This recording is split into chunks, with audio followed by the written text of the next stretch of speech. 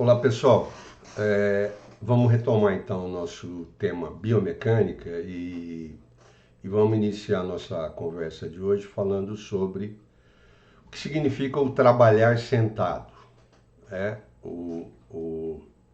A questão do assento no trabalho. Vamos passar rapidamente por esse tema que é bem interessante, né? Primeiro, esse primeiro slide está mostrando que além da função convencional do assento, que é prover uma condição estabilizada para que a gente adeque a nossa postura, também prover um alívio, por exemplo, da musculatura dos membros inferiores quando estamos em pé. Além disso, o assento no mundo do trabalho tem uma função simbólica também. Basta a gente entrar em qualquer loja de mobília de escritório e tem a cadeira presidente, né? Aquela coisa com N regulagens, estofamentos variados. E na outra ponta a cadeira digitador, secretária, cadeira de espera. Então tem essa questão também do status da tua posição, por exemplo, numa empresa. A cadeira também revela isso, né? Mas não é isso é uma questão sociológica, sociologia do trabalho, não é para nós agora, né? Então, como o trabalho sentado, como ele adquiriu, vamos dizer assim, uma proporção muito grande no mundo do trabalho hoje, então vamos refletir um pouco sobre as questões biomecânicas de trabalhar sentado. Bom, como em toda a área da biomecânica, então o projeto de um bom assento vai levar em conta questões anatômicas, fisiológicas e etc. Antropométricas, como a gente já viu nos encontros anteriores sobre as questões antropométricas relacionadas ao dimensionamento de um assento, já fizemos até exercícios, inclusive questões subjetivas de conforto, manifestações de conforto ou falta de conforto de usuários. Tudo isso é levado em conta no projeto de assentos para o trabalho, né? Bom, então, pessoal, uma breve palavra sobre questões anatômicas e fisiológicas relacionadas ao projeto de um assento. Então vamos lá. As regiões anatômicas envolvidas, mais importantes, então a gente tem a pelvis, as asas abertas da pelvis que vocês estão vendo aqui, ok? E na extremidade inferior da pelvis existem essas duas áreas, essas pontas que são chamadas de tuberosidades isquiais, são os iscos. Então aqui, pessoal, é onde realmente todo o peso da parte superior do corpo, do tronco, dos membros, da cabeça, dos membros inferiores, é descarregado no assento. Tá? Então, anatomicamente, essa área está preparada para receber pressão continuada. Por exemplo, nessa região, sob os isquios, predomina um tipo de circulação arterial, quer dizer, sangue rico em oxigênio, ou seja, esse tecido suporta a pressão continuada. Ao contrário das regiões vizinhas aos isquios, predomina já mais um tipo de circulação venosa não adaptada, vamos dizer assim, anatomicamente, para suportar a pressão continuada. Então isso já nos dá uma primeira ideia de como um assento deve ser dimensionado, ou seja, essa deve favorecer o contato, quer dizer, as tensões geradas nas nádegas devem se concentrar sobre os isquios. Tá? Além disso, pessoal, então, por exemplo, o estofamento deve favorecer a descarga de pressão, vamos dizer assim, das tensões de contato nessa região. Então, por exemplo, um bom assento, ele tem um estofamento que gere conforto. Por exemplo, não é um assento muito rígido, por exemplo, como um assento de madeira. O assento de madeira logo vai nos provocar desconforto pela pressão acumulada. Por outro lado, um assento que tem uma geometria em forma de taça e não um assento plano, aliás, era um assento muito comum, pessoal, em equipamentos públicos, do tipo estação rodoviária. Eu não sei se já tiveram a oportunidade de ver ou até sentar nesse tipo de assento, que era comum, hoje é raro. Por um motivo muito simples, aquele tipo de assento, o em taça, o que ele faz? Como ele acomoda toda a região da nádega por igual, ele distribui a pressão do corpo, ou seja, o peso por igual na região das nádegas e incluindo essas regiões assim vizinhas aos isquios, que não são adaptadas anatomicamente a suportar pressão continuada. Então, o resultado é que logo você sentiu um tremendo desconforto. Quer dizer, o assento não é para você se encaixar.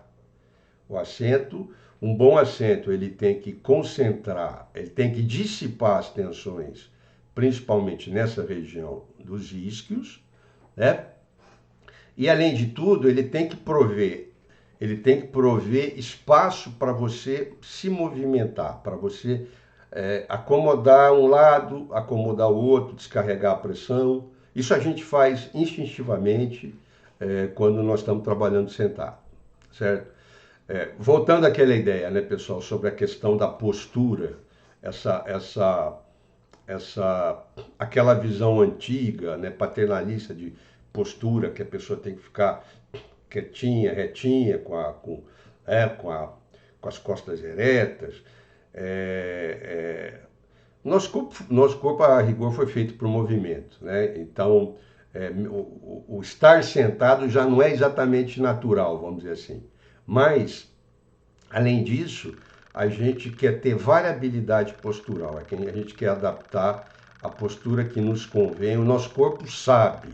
Então, um assento ele não pode nos encaixar e impedir de ter esse repertório postural, tá bom?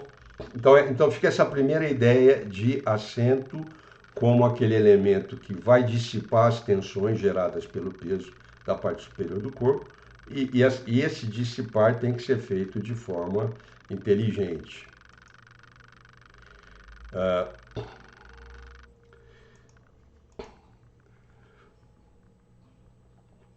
Bom, mesmo sentado, pessoal, e talvez contrariando até o que seria um senso comum, porque é uma questão importante, eu já comentei isso, que do ponto de vista biomecânico em situações de trabalho, são as pressões nos discos intervertebrais da coluna vertebral. Então, a queixa de dor, as queixas predominantes no mundo do trabalho, no aspecto dos distúrbios osteomusculares, são dores nas costas, dores E qual região que predomina? Geralmente, dores lombares, na parte final da coluna vertebral, naquelas 5 vértebras lombares, logo vem aquelas vértebras fundidas, né? O sacro ilíaco, né?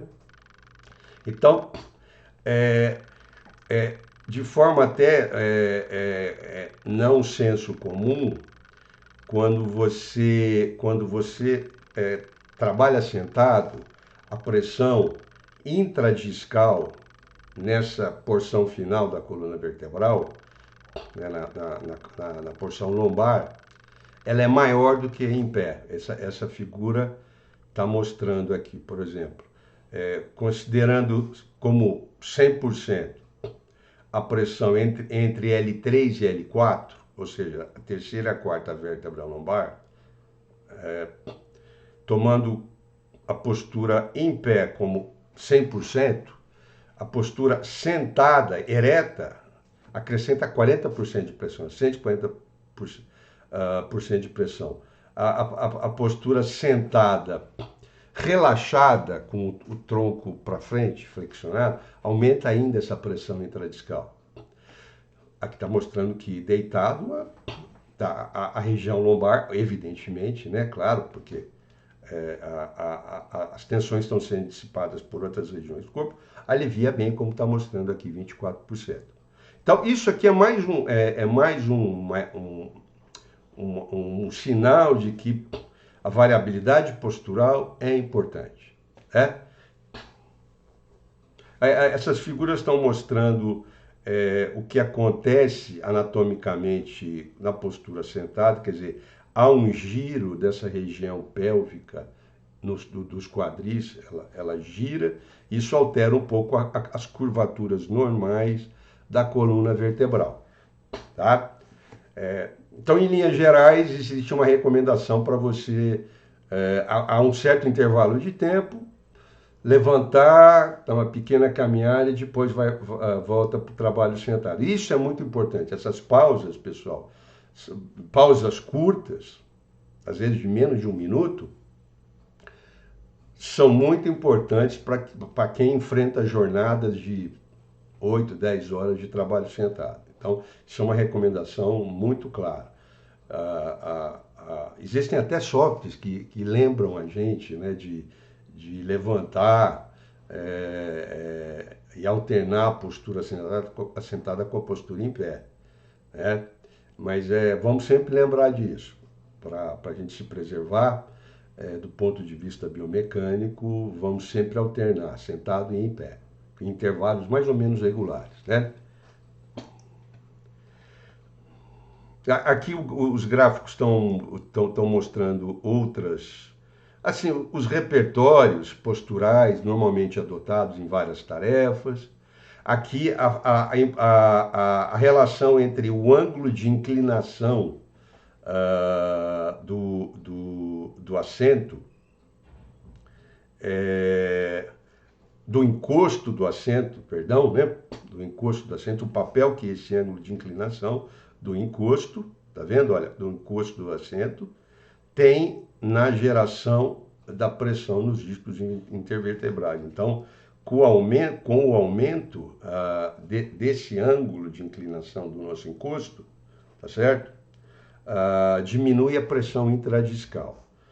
Então, por exemplo, quando há regulagem, né? Quando há regulagem, e mesmo quando não há, dificilmente essa relação é 90 graus. Ela sempre um pouco mais aberta. E quando a gente consegue fazer essa regulagem, a gente abre um pouco mais, tá certo? Olha, por exemplo, 100 graus, 110 graus, tá bom? Muito bem, pessoal. Então, eu acho que só era isso, essa ideia do que está em jogo num assento, pessoal. Agora a gente vai começar talvez o tema mais importante desse bloco, que é movimentação manual de cargas.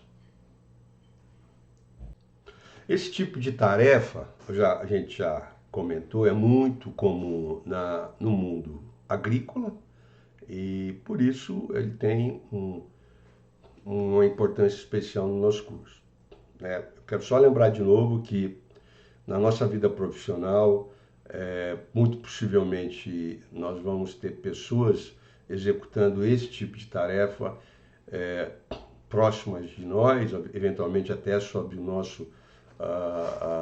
sobre a nossa organização, sob o nosso controle essas tarefas. Então, é importante entender o que está em jogo para preservar essas pessoas ou para minimizar os riscos de distúrbios osteomusculares, tá?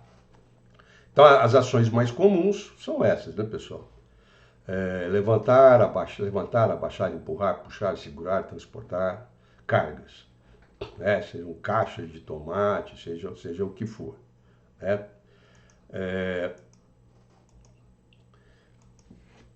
Bom, o que está em jogo? Quer dizer, quais são as variáveis que são manipuladas nessas tarefas, né? Então, são variáveis relativas aos trabalhadores, aos operadores, são variáveis relativas ao que está sendo transportado, movimentado, né? Variáveis relativas ao desenho dessa tarefa e do espaço de trabalho onde acontece essa movimentação e, enfim, as práticas de trabalho em si, que são treinamentos, que são aprendidas. Por exemplo, do operador, do trabalhador, as características físicas, tipo como idade, sexo, etc., né? As características sensoriais, né? Que são mobilizadas nessas tarefas, as chamadas características psicomotoras, ou seja, essa interação entre cognição e biomecânica e esforço corporal, e também questões como treinamento, motivação, etc. Certo? Do ponto de vista do objeto que está sendo movimentado, pessoal, então as características mecânicas, claro, peso, centro de gravidade, né, momento de inércia, aquela propriedade que mede, vamos dizer assim, a tendência de giro em torno de um eixo, isso é importante também. As características geométricas da carga, a qualidade dessa interface entre os membros das pessoas, dos trabalhadores e a carga, que a gente vai chamar de pega, né? Se essa carga é estável ou não. Então, por exemplo, se transporta líquido ou sólido, isso tem uma diferença, um impacto biomecânico diferente. E as características da tarefa e do espaço de trabalho, por exemplo, geométricas, distâncias percorridas, se há obstáculos no caminho dessa tarefa, né, de movimentar. As características temporais são muito importantes, frequência com que essa tarefa é executada, duração, ritmo. Se há alguma complexidade na manipulação dessa carga, né, se é uma pega de precisão. E, finalmente, as características ambientais, temperatura ambiental, etc. Né? Se há iluminação suficiente para evitar acidentes, né, no percurso, né, etc. Então, é um complexo de questões. E, finalmente, as questões das práticas, por exemplo, treinamento, as questões ligadas a treinamento, como essas tarefas são organizadas, né? Necessidade de usar EPI, que pode, ao mesmo tempo, proteger a pessoa, mas dificultar a tarefa, aquelas questões, né? Muito bem.